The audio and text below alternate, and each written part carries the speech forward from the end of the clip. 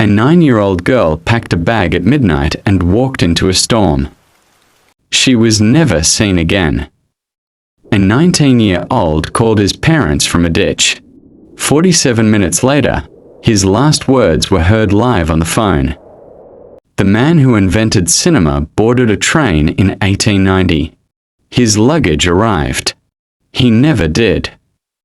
A British diplomat walked around his horses outside an inn. 2 witnesses were watching. Nobody saw him leave. An entire colony of 117 people vanished. No bodies. No evidence. Just one word carved into a tree. 5 cases. 5 centuries. 0 answers. Welcome to NightTrace, where the darkest stories hide the deepest truth. We go deeper. 5 real cases. 5 real people. All vanished without a trace. None ever found. Starting with Case 5. Shelby, North Carolina. February 14th, 2000. Valentine's Day. Asha Degree was 9 years old. Happy child. Loved school. Loved her family. Not a child who caused worry. She went to bed the night before just like any other night. Her parents checked on her. She was fine. The house was locked. The weather outside was terrible. Heavy rain. Strong winds. Near freezing temperatures. When her parents woke up the next morning, Asha was gone. The house was still locked. No signs of forced entry. Nothing disturbed. She had simply vanished. Here is what makes this case unlike any other missing child case in history. Asha packed a bag before she left. Deliberately. Carefully. In the middle of the night. School supplies. Valentine's Day card she had made. Candy. She got dressed. She walked out at approximately 3 or 4 in the morning. In a storm. Alone. Nobody forced her. Nobody was waiting outside. She made a decision, and nobody knows why. Multiple motorists spotted her walking alone along Highway 18 in the dark and the rain. One driver slowed down to check on her. She looked at the car and ran. She ran into the woods and disappeared. That was the last confirmed sighting of Asha Degree. She was 9 years old. The investigation launched immediately. Search parties combed the woods along Highway 18. Investigators canvassed the neighborhood. The FBI got involved. Nothing was found. Until 2004. A contractor discovered a backpack buried near a construction site. Inside were items belonging to Asha, including things that were not hers when she left home. Someone had added things to that bag. Someone had buried it. Someone knew where Asha had been. Who? And why? Nobody knows. Asha Degree would be 33 years old today. Her parents have never stopped searching. The FBI has never closed the case. The night she disappeared, it was a school night. She had homework due. She had plans with friends for Valentine's Day. She was not running away from something. She was running towards something. And whatever that something was, she took it with her. The question has never been answered. Where was she going? And who knew she was coming?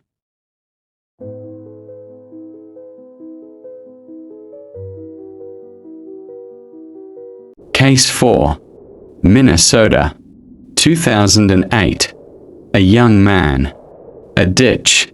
And a phone call that ended in his parents' worst nightmare.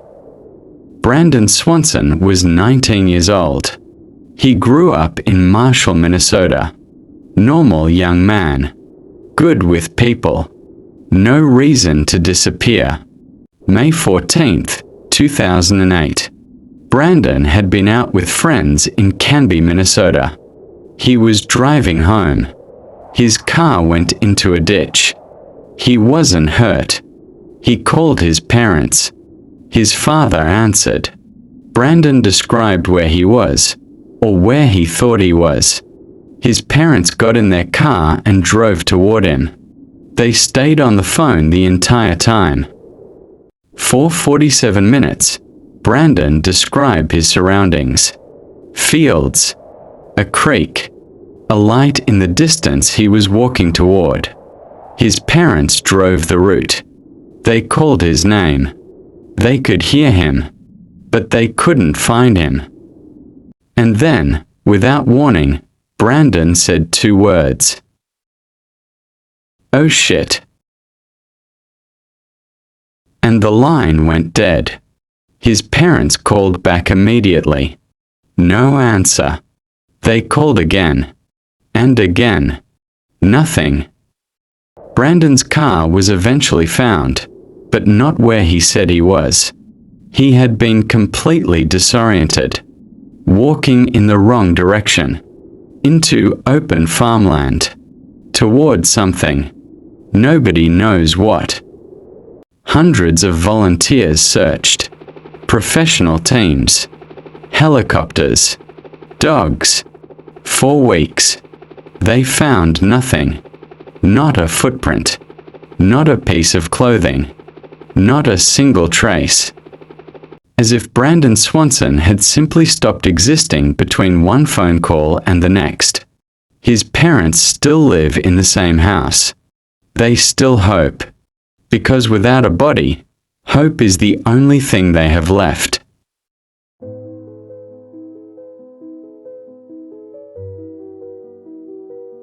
Case 3 takes us back to 1890, to France, and a man whose disappearance may have changed the entire history of cinema. Louis Le Prince was a French inventor living in Leeds, England. In 1888, he recorded the oldest surviving film footage in history, 2 years before Thomas Edison filed his patent. He had invented cinema, and he was about to prove it to the world. September 16, 1890. Le Prince visited his brother in Dijon, France, said goodbye, boarded a train. The train arrived at its destination. His luggage arrived. Louis Le Prince was not on the train. He was never seen again. 2 weeks from proving he was the true inventor of cinema. Gone. 2 years later, Thomas Edison filed his patent. Edison became the father of cinema. Le Prince was forgotten. In 1901, Le Prince's son Adolphe was found dead. Shot. Ruled a suicide. The key witness against Edison, dead. 2 suspicious deaths. 1 missing inventor. 1 very powerful rival. The truth has never been established. His wife spent years fighting for recognition of her husband's work. She died without ever knowing what happened to him. And Louis Le Prince, the man who should have been celebrated as the father of cinema, remains missing to this day.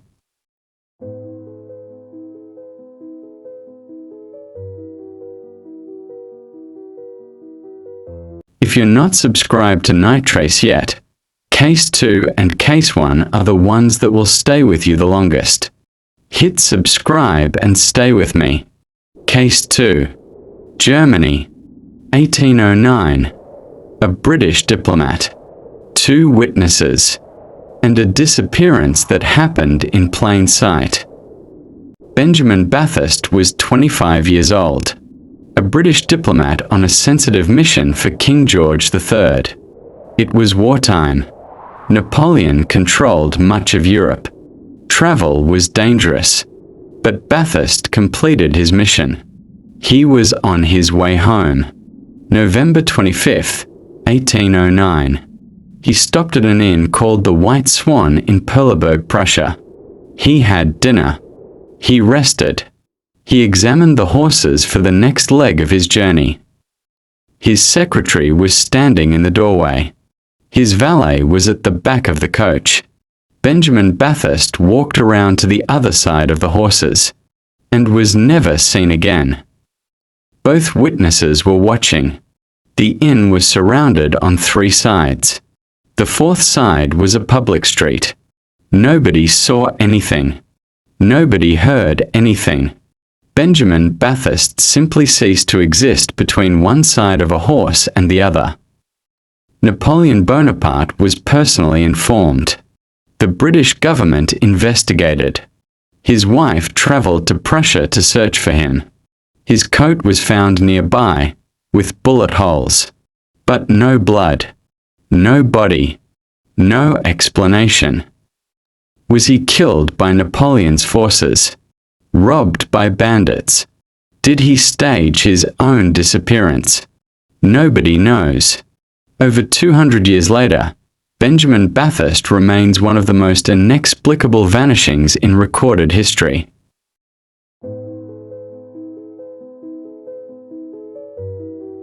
Case 1 is the oldest on this list, and the most disturbing, because it wasn't one person who vanished. It wasn't one family. It was an entire world. 1587, the coast of what is now North Carolina.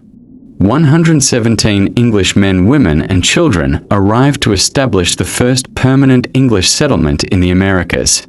They built homes. They planted crops. They had children. Among them was Eleanor White Dare. On August 18, 1587, she gave birth to Virginia Dare, the first English child born in the Americas. The colony had a future, or so they thought. The colony's governor, John White, was Virginia's grandfather. In late 1587, he sailed back to England for supplies. He would return quickly. He promised. England was at war with Spain. Every ship was commandeered. John White was stranded, unable to return, unable to reach his daughter, unable to reach his granddaughter, for 3 years. In 1590, 3 years after he left, John White finally returned to Roanoke Island. He arrived on August 18th, Virginia Dare's 3rd birthday. He called out, "Silence!" He entered the settlement. Empty. Every building, every home, every structure, empty.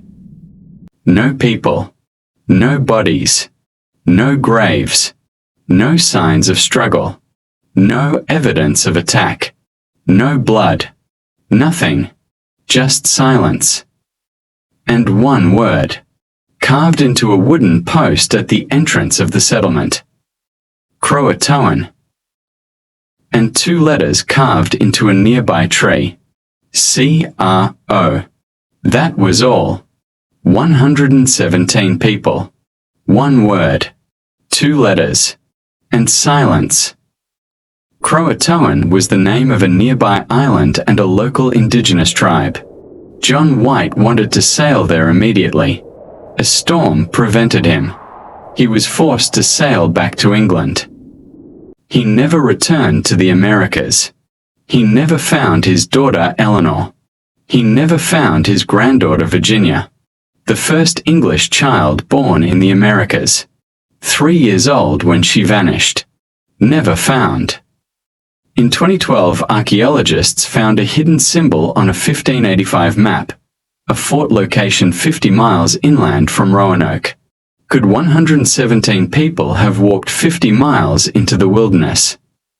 Excavations found pottery, some English colonial era, some indigenous Croatoan.